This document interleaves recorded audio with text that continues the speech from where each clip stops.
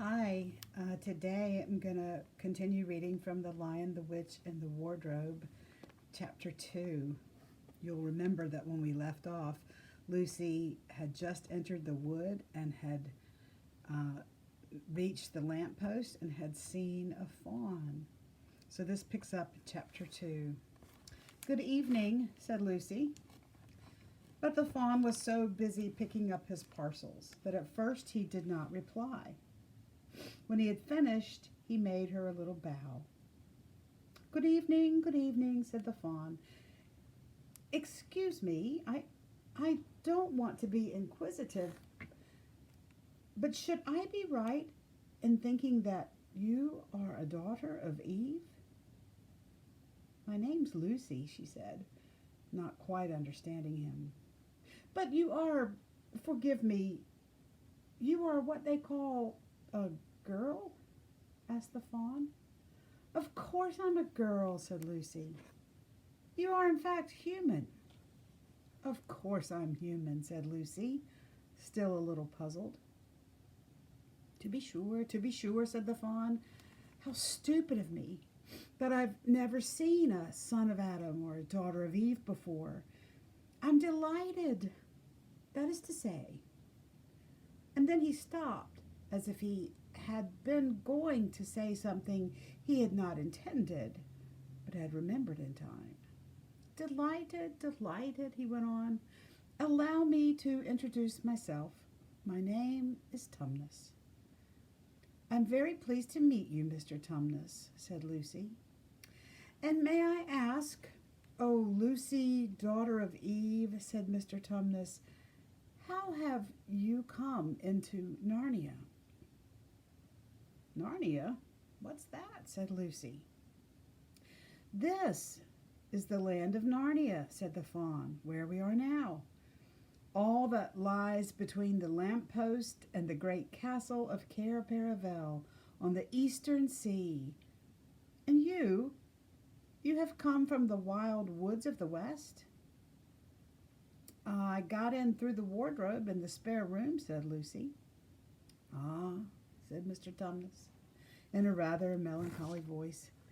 If only I had worked harder at geography when I was a little fawn, I should no doubt know all about those strange countries. It's too late now. But they aren't countries at all, said Lucy, almost laughing.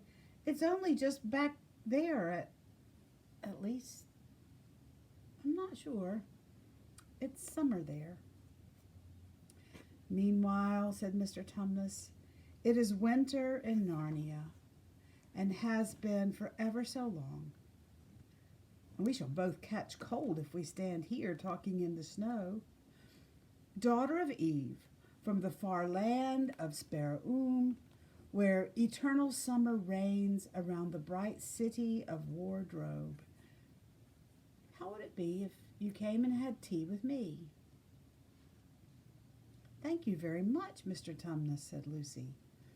But I was wondering whether I ought to be getting back. It's only just around the corner, said the fawn, and there'll be a roasting fire, and toast, and sardines, and cake. Well, it's very kind of you, said Lucy, but I shan't be able to stay long.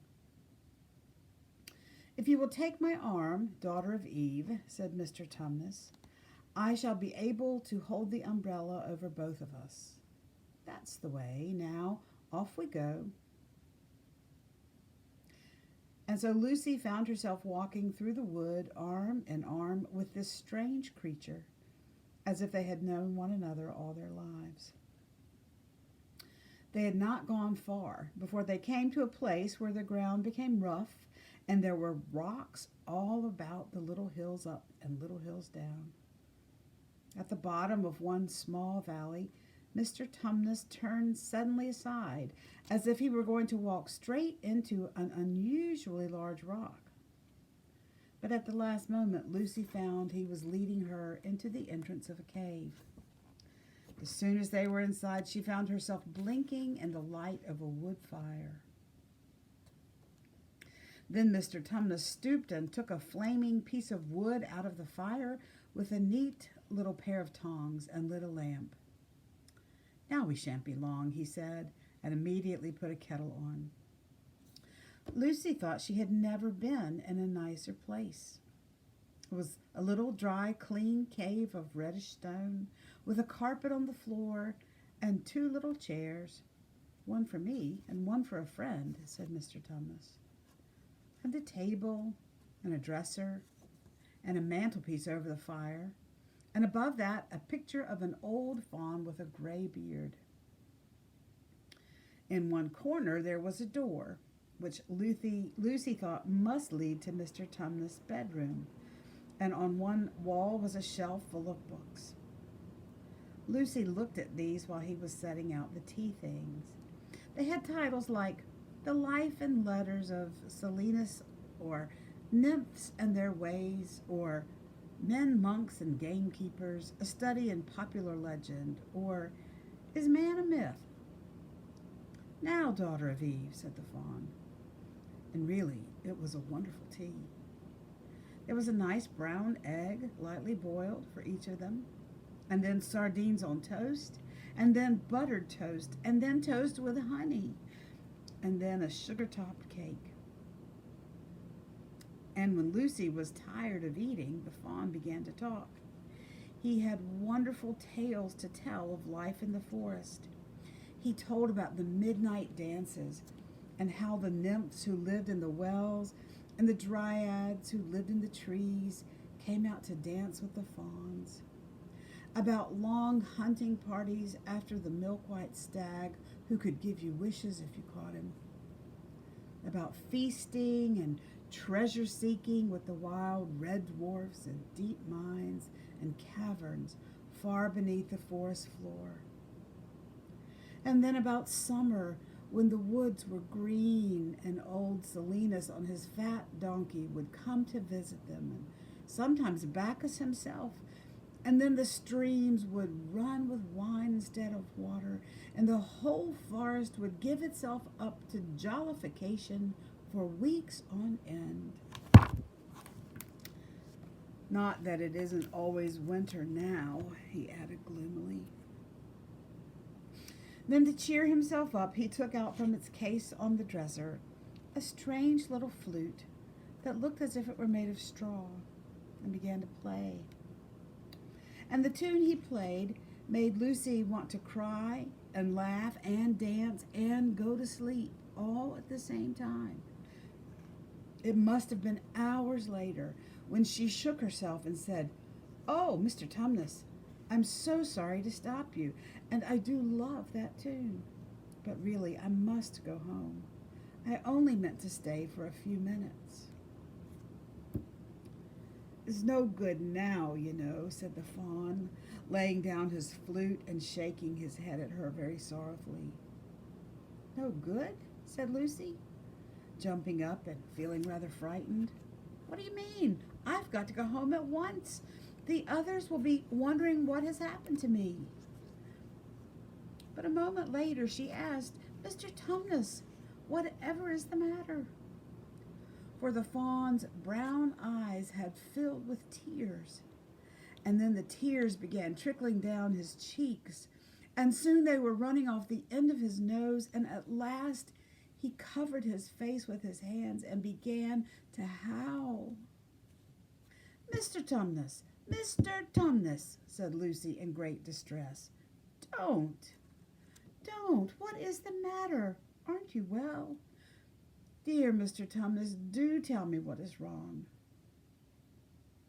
But the faun continued sobbing as if his heart would break. And even when Lucy went over and put her arms around him and lent him her handkerchief, he did not stop. He merely took the handkerchief and kept on using it, wringing it out with both hands whenever it got too wet to be any more use, so that presently Lucy was standing in a damp patch. "Mr. Tumnus," bawled Lucy in his ear, shaking him, "do stop. Stop it at once. You ought to be ashamed of yourself, a great big faun like you. What on earth are you crying about?" "Oh," sobbed Mr. Tumnus. I'm crying because I'm such a bad fawn. I don't think you're a bad fawn at all, said Lucy. I think you're a very good fawn. You're the nicest fawn I've ever met. Oh, you wouldn't say that if you knew, replied Mr. Tumnus between his sobs. No, I'm a bad fawn. I don't suppose there was ever a worse fawn since the beginning of the world. But what have you done? Asked Lucy. My old father now, said Mr. Tumnus. That's his picture over the mantelpiece. He would never have done a thing like this. A thing like what? Said Lucy. Like what I've done, said the fawn. Taken service under the White Witch. That's what I am. I'm in the pay of the White Witch. The White Witch? Who is she? Why, it's she that has got all Narnia under her thumb. It's she that makes it always winter, and never Christmas. Think of that. How awful, said Lucy.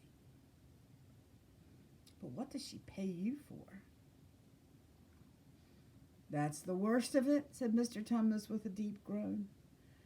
I'm a kidnapper for her, that's what I am. Look at me, daughter of Eve. Would you believe that I'm the sort of fawn to meet a poor, innocent child in the wood, one that had never done me any harm, and pretend to be friendly with it, and invite it home to my cave, all for the sake of lulling it asleep, and then handing it over to the White Witch?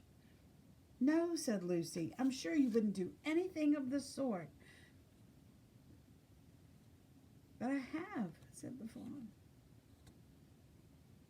Well, said Lucy rather slowly, for she wanted to be truthful and yet not to be too hard on him. Well, that was pretty bad. But you're so sorry for it that I'm sure you'll never do it again. Daughter of Eve, don't you understand, said the fawn. It isn't something I have done. I'm doing it now, this very moment. What do you mean? Cried Lucy, turning very white. You are the child, said Mr. Tumnus. I had orders from the White Witch that if I ever saw a son of Adam or a daughter of Eve in the wood, I was to catch them and hand them over to her. And you are the first I've ever met. And I've pretended to be your friend and asked you to tea. And all the time I've been meaning to wait till you were asleep and then go and tell her. Oh, but you won't, Mr. Tumnus, said Lucy. You won't, will you? Indeed, you really mustn't. And if I don't, he said, beginning to cry again, she's sure to find out, and she'll have my tail cut off, and my horns sawn off, and my beard plucked out. And she'll wave her wand over my beautiful cloven hoofs and turn them into horrid, solid hoofs like a wretched horse's. And if she's extra and specially angry, she'll turn me into stone. And I shall be only a statue of a fawn in her horrible house until the 4 thrones at Cair Paravel are filled. And goodness knows when that will happen, or whether it will ever happen at all. I'm very sorry, Mr. Tumnus, said Lucy, but please let me go home. Of course I will, said the fawn. Of course I've got to. I see that now.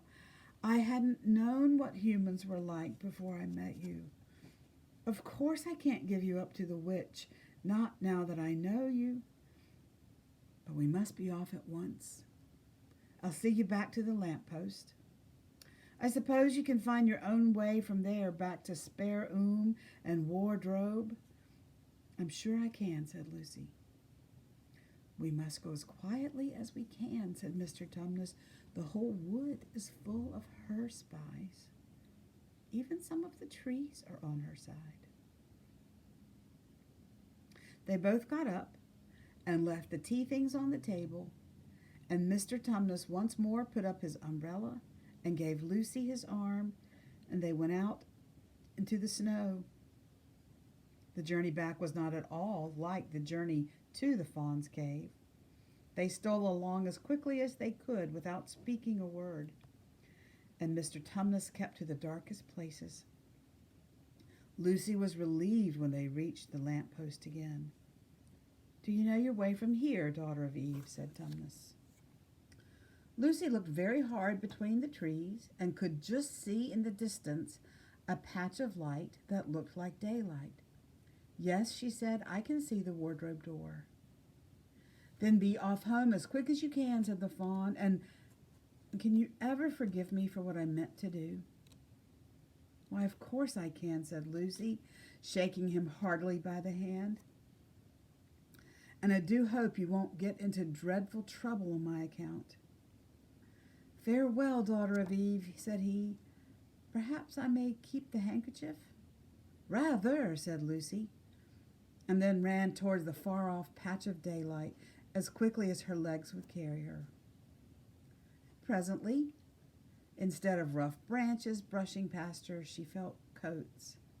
And instead of crunching snow under her feet, she felt wooden boards. And all at once she found herself jumping out of the wardrobe into the same empty room from which the whole adventure had started. She shut the wardrobe door tightly behind her and looked around, panting for breath. It was still raining, and she could hear the voices of the others in the passage. "I'm here," she shouted. "I'm here. I've come back. I'm all right." That's chapter 2.